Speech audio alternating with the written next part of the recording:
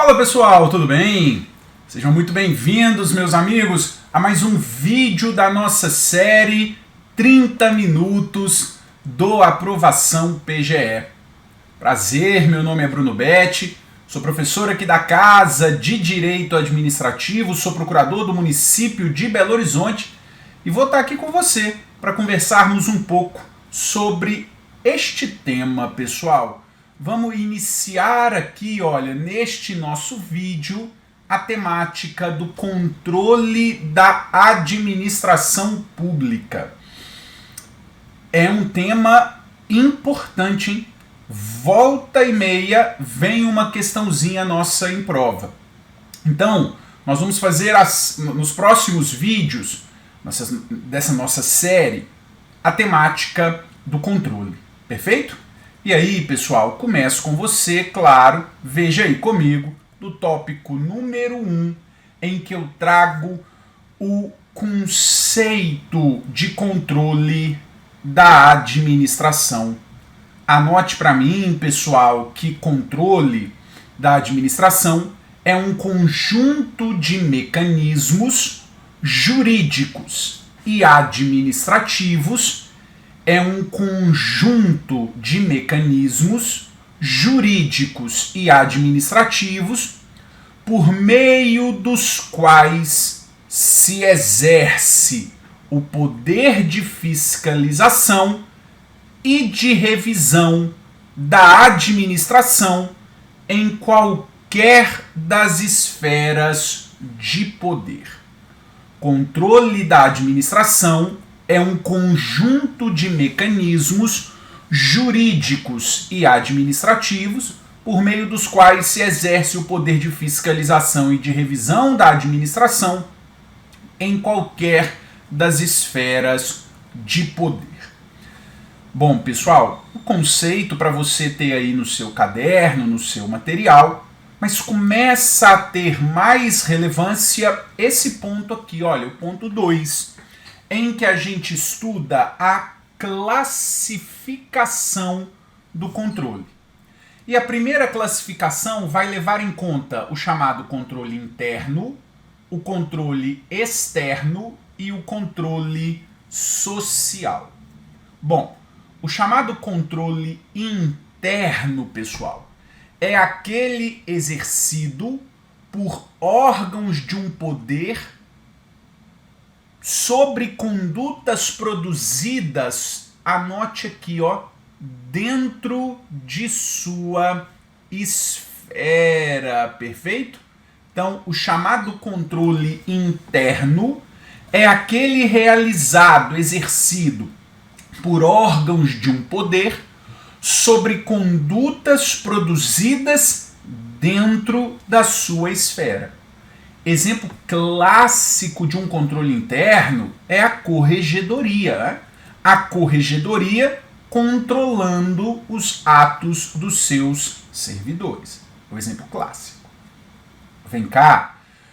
O controle externo, por sua vez, é aquele realizado por um órgão de outra esfera. É aquele realizado por um órgão de outra esfera de poder. Né? Realizado por um órgão de outra esfera. O exemplo clássico de controle externo é o exercido pelo Tribunal de Contas sobre atos do Executivo e do Legislativo, por exemplo, ou também do próprio Poder Judiciário. Mas o clássico, né, é o Tribunal de Contas controlando as contas, né, controlando os atos, melhor dizendo, do próprio Poder Executivo. Perfeito? Esse é o controle externo. Vem cá, veja ainda, nós temos o chamado controle social. Anote para mim que o controle social é aquele implementado pela sociedade civil.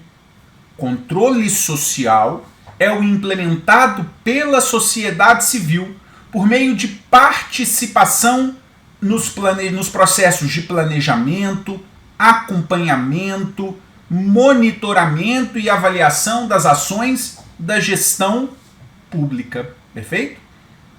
Controle social é aquele exercido pela própria sociedade, feito sobre os atos da administração. Um exemplo, vem cá, da concretização, da materialização desse controle social, nós temos as audiências e as consultas públicas, perfeito?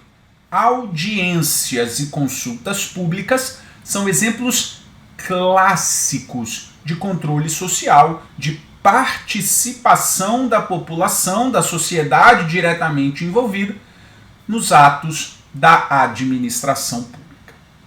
Pois muito bem. Então essa é a primeira classificação, o controle interno, externo e o social. Vem cá, nossa segunda classificação é o chamado controle preventivo, repressivo e concomitante. Esse já fica muito claro, né, com o próprio nome, o que quer dizer. Vamos lá. Controle preventivo é aquele exercido antes da prática do ato, né? O controle repressivo é o exercido após a prática do ato. E o controle concomitante é aquele que ocorre no decorrer da prática do ato. Muito simples. Controle preventivo, aquele realizado antes da prática do ato. Controle repressivo, após o ato, após a sua publicação. E o controle concomitante, aquele ao longo da execução do ato. Bom, um exemplo de controle preventivo, pessoal, é o nosso. Controle prévio preventivo é o nosso, de procurador. Quando analisamos, por meio de parecer, o processo licitatório. Na verdade, a fase final, né, a etapa final da fase preparatória da licitação, em que se analisa todo o processo licitatório da fase preparatória, aquilo é um controle prévio de legalidade. Inclusive, a própria Lei 14.133 assim estabelece. Bom, vamos lá. Um controle repressivo. Exemplo clássico, atuação do Poder Judiciário. Você, quando questiona algo de um concurso público, um licitante que entra com uma ação contra o edital de licitação, aquilo é um controle posterior, é um controle repressivo. E o exemplo de um controle concomitante é o controle que a administração pública realiza durante a execução de uma obra pública. Perfeito? Durante a execução da obra, há o controle realizado pela própria administração. Pois muito bem. Bom, na segunda classificação nós temos aqui o chamado controle de legalidade e o chamado controle de mérito. Esse a gente estuda muito lá na temática dos atos administrativos e é de fato um ponto relevante. Vamos lá. Controle de legalidade, pessoal, é a análise da compatibilidade, formal do ato com a lei. É a análise da compatibilidade formal do ato com a lei. Este controle de legalidade, vem cá, pode ser feito, pode ser exercido tanto num controle interno quanto num controle externo, perfeito? Tanto num controle interno quanto num controle externo é possível realizar o controle de legalidade.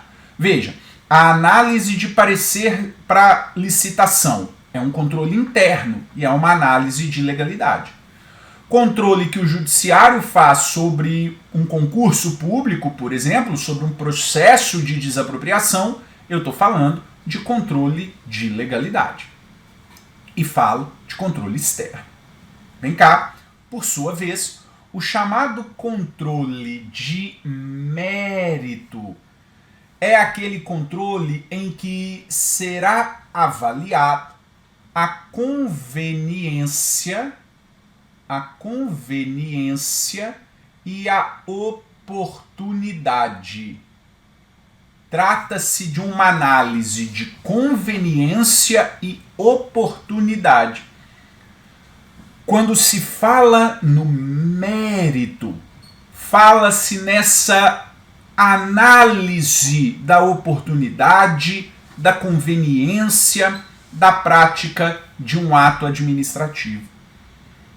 Veja, pessoal, vem cá, que este controle de mérito vai recair apenas sobre atos discricionários, ao passo que, por exemplo, o controle de legalidade recai tanto sobre ato vinculado quanto sobre ato discricionário. O controle de mérito recai apenas sobre os atos discricionários e o controle de legalidade tanto sobre ato vinculado quanto ato discricionário. É importante você lembrar que o Poder Judiciário, no exercício da sua função jurisdicional, não faz controle de mérito. O Poder Judiciário, no exercício da sua função jurisdicional, não faz controle de mérito. Esse é um ponto importante. Bom, o Judiciário pode fazer o controle de mérito quando ele estiver no exercício de função administrativa, porque aí, na verdade, ele está na figura de administração pública. O Judiciário, na figura de administração pública, faz o controle de mérito dos seus próprios atos, revogando a sua licitação, revogando o seu concurso público. Mas quando você ajuiza uma ação para o Poder Judiciário, ou seja, no exercício da função jurisdicional, o Judiciário não faz este controle. Perfeito? Aí, vem cá. Vou apagar o que está aqui na nossa lousa para trazer uma OBS para você que se refere ao posicionamento do Supremo Tribunal Federal. Anota aí para mim no seu caderno, no seu material, que, de acordo com o STF, o Poder Judiciário não pode analisar os critérios de correção fixados por banca examinadora de concurso. Poder Judiciário não pode analisar os critérios de correção fixados por banca examinadora de concurso.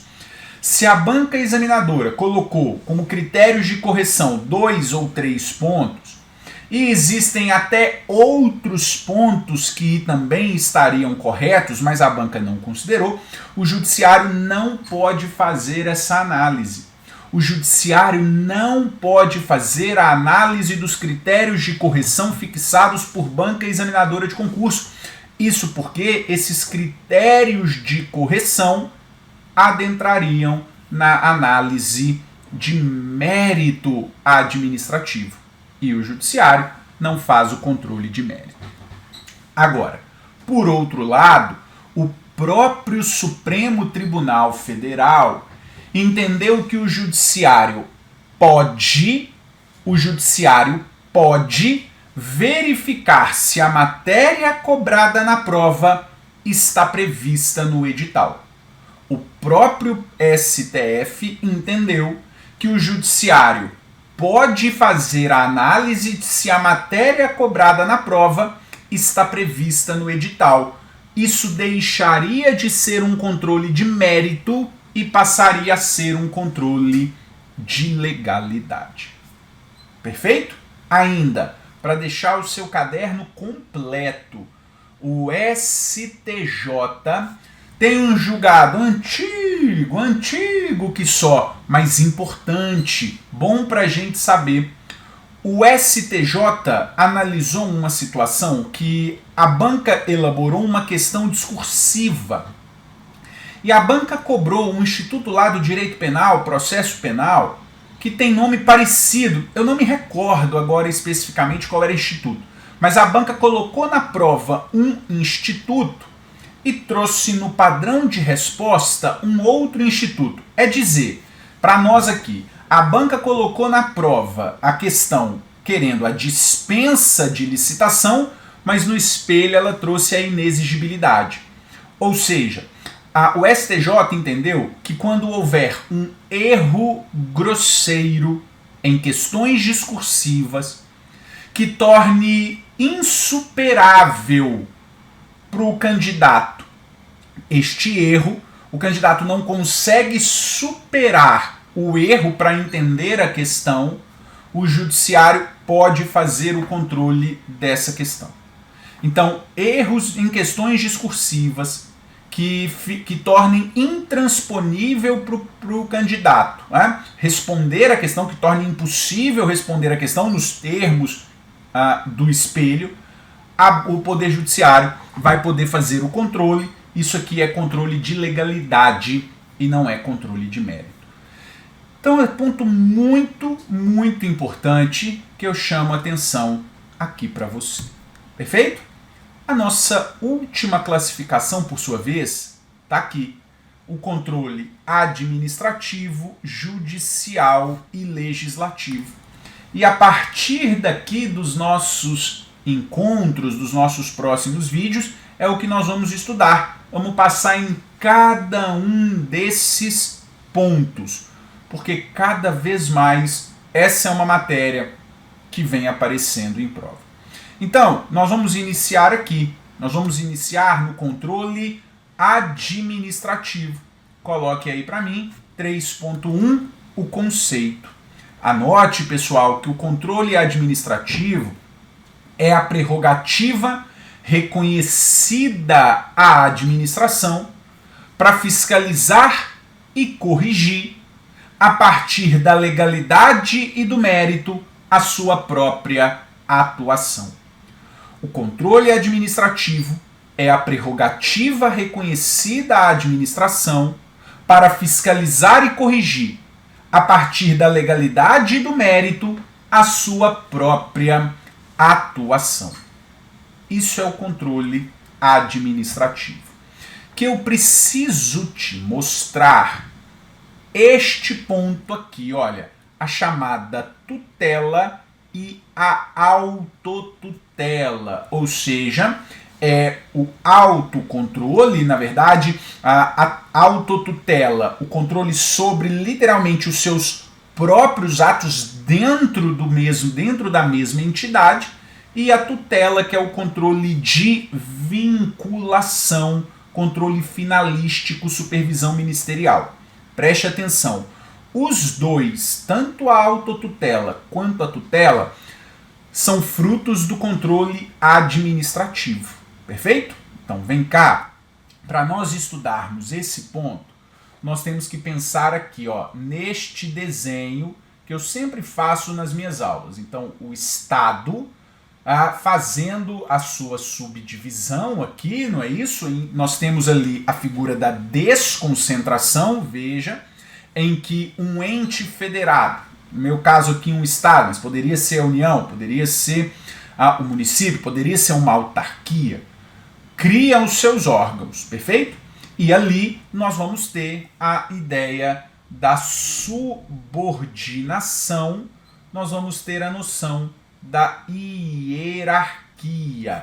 Eu posso dizer também a questão de autotutela, o controle dos seus próprios atos. Preste atenção à cobrança de prova, pessoal. Quando eu falo de controle de subordinação, de controle hierárquico, eu não preciso de previsão expressa em lei. Isso decorre da própria hierarquia. Eu não preciso da previsão expressa em lei. Que eu vou necessitar aqui, ó, quando eu tenho a tutela, o Estado, instituindo, por exemplo, uma autarquia. Aqui eu não tenho subordinação, eu não tenho hierarquia. O que eu vou ter entre o Estado, o ente instituidor, e o instituído é a chamada tutela, é o chamado controle finalístico, é a chamada supervisão ministerial, é a chamada vinculação. Perfeito? É o chamado controle finalístico, tutela, supervisão ministerial, vinculação. E este controle, pessoal, aqui, ó, exige expressa previsão em lei. Exige expressa previsão em lei. Perfeito? Pois muito bem. Pessoal, bom, vamos lá para eu te mostrar o seguinte. Quais são os meios de controle administrativo? O controle administrativo é exercido por dentro dos processos administrativos, que podem ser instaurados de ofício ou a requerimento do interessado. Isso é um ponto importante.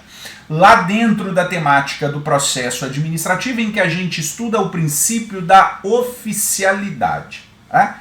Os processos administrativos, diferente dos processos judiciais, você sabe isso, isso é básico, podem ser instaurados de ofício ou a requerimento dos interessados.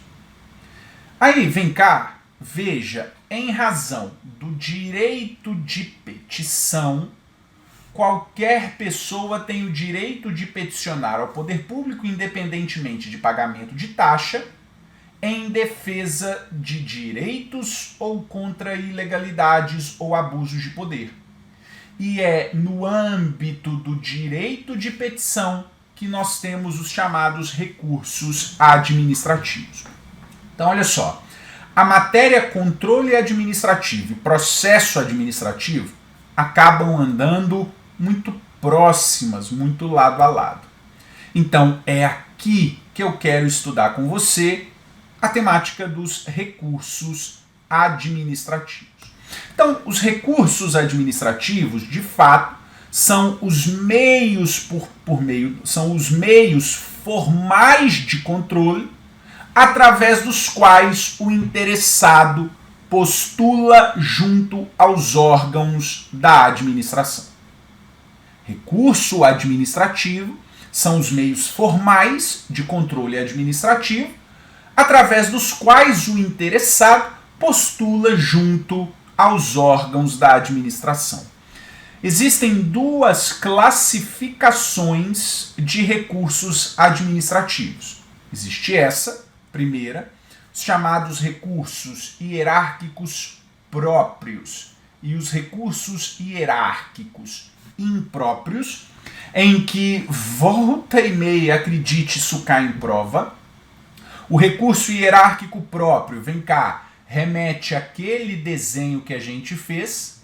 Veja, um órgão praticou um ato e vai ser controlado pelo órgão superior, ou seja, o recurso hierárquico próprio é aquele recurso interposto contra a decisão de um órgão dentro da estrutura da pessoa jurídica, dentro da pessoa jurídica, e aí o recurso hierárquico impróprio é aquele outro desenho que a gente fez. Por exemplo, a União com uma autarquia e a União faz o controle dos atos praticados por essa autarquia.